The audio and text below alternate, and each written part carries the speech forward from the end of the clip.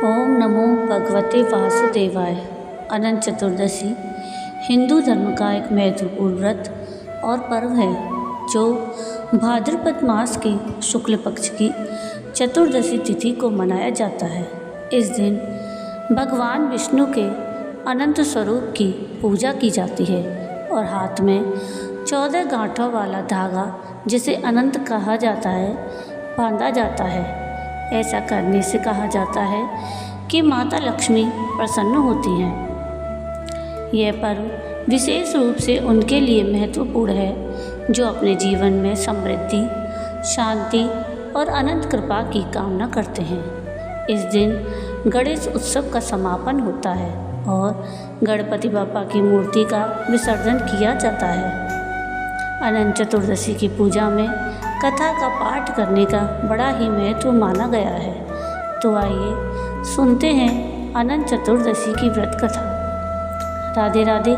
वृतांत चैनल में आप सबका स्वागत है। आज के इस वीडियो में हम अनंत चतुर्दशी की व्रत कथा सुनेंगे। एक बार महाराज युधिष्ठिर ने राजसूय यज्ञ किया और यज्ञ मंडप का निर्माण बहुत ही सुंदर और अद्भुत रूप से किया गया। उस मंडप में जल की जगह स्थल तो स्थल की जगह जल की भ्रांति होती थी।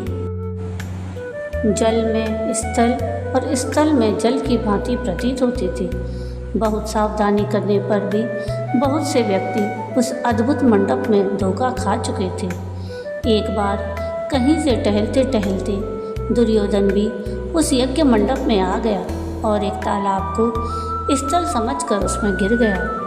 द्रौपदी ने यह देखकर अंधों की संतान अंधी कहकर उनका उपहास किया। इससे दुर्योधन चिढ़ गया।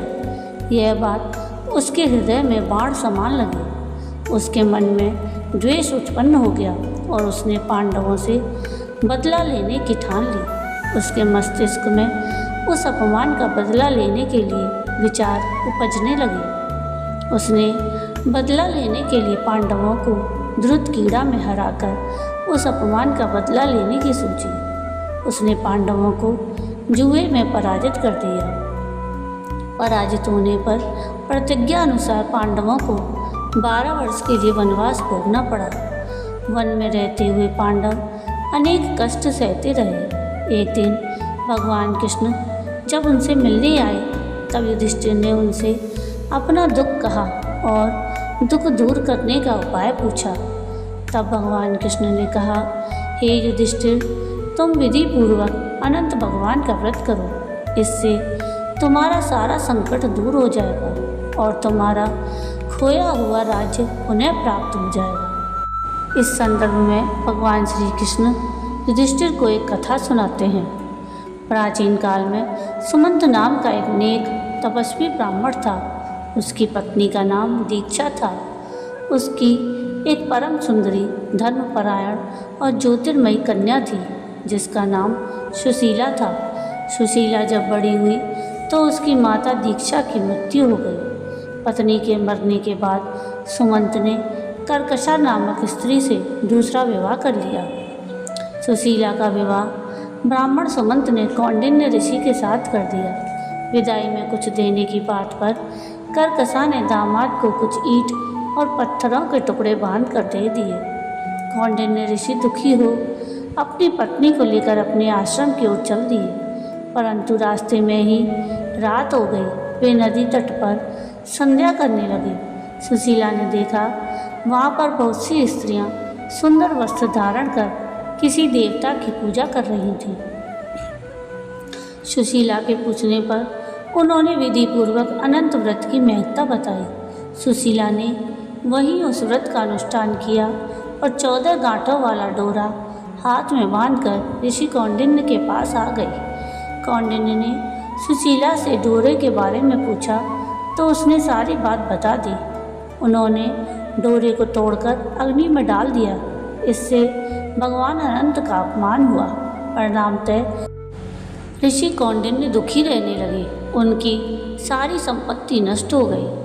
इस दरिद्रता का उन्होंने अपनी पत्नी से कारण पूछा तो सुशीला ने अनंत भगवान का डोरा जलाने की बात कही। पश्चाताप करते हुए ऋषि कौंडिन्य अनंत डोरे की प्राप्ति के लिए वन में चले गए। वन में कई दिनों तक भटकते भटकते निराश होकर एक दिन भूमि पर गिर पड़े। तब अनंत भगवान प्रकट होकर बोले, हे कौंडिन्य, तुमने मेरा तिरस्कार किया था, इसी से तुम्हें इतना कष्ट भोगना पड़ा। तुम दुखी हुए, अब तुमने पश्चाताप किया है। मैं तुमसे प्रसन्न हूँ। अब तुम घर जाकर विधि पूर्वक अनंत भगवान का व्रत करो। 14 वर्ष पर्यंत व्रत करने से तुम्हारा दुख दूर हो जाएगा। तुम धन दान से संपन्न हो जाओगे। कौंडिन्य ने वैसा ही किया और उन्हें सारे क्लेशों से मुक्ति मिल गई। भगवान कृष्ण की आज्ञा से युधिष्ठिर ने भी अनंत भगवान का व्रत किया, जिसके परिणाम स्वरूप पांडव महाभारत के युद्ध में विजयी हुए और चिरकाल तक राज्य करते रहे। तो ये थी अनंत चतुर्दशी की व्रत कथा। आपको आज का ये वीडियो कैसा लगा मुझे कमेंट करके ज़रूर बताइएगा। और अगर आपको आज का मेरा ये वीडियो पसंद आया हो तो प्लीज़ इसको लाइक शेयर ज़रूर कीजिएगा और प्लीज़ मेरे चैनल को सब्सक्राइब कीजिएगा और कमेंट में राधे राधे ज़रूर लिखिएगा। वीडियो पूरा देखने के लिए थैंक यू। राधे राधे।